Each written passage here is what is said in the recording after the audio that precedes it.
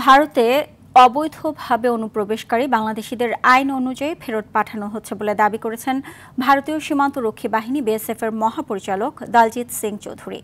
এছাড়া একাধিকবার আক্রমণ হওয়ায় আত্মরক্ষার্থে মরণাস্ত্র ব্যবহারের দাবিও করেন তিনি। সকালে রাজধানীর পিলখানা বিজিবি সদর দপ্তরে বিজিবি ও বিএসএফের মধ্যে 4 দিনব্যাপী মহাপরিচালক পর্যায়ের 56তম সীমান্ত সম্মেলনের আনুষ্ঠানিক বৈঠকে এসব কথা বলেন তিনি।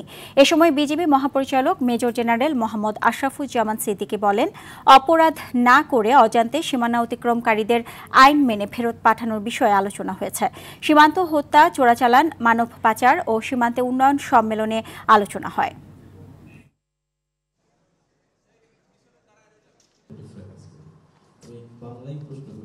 Proposed by BSF, candidly speaking, and then we have also given our assurance to have more sort of confidence building measures, and which should contribute and collaborate to stoppage of border killing, pushing, or whatever we may call it, and will ensure a more congenial atmosphere, which all of us want actually. The peaceful life of the population at the border.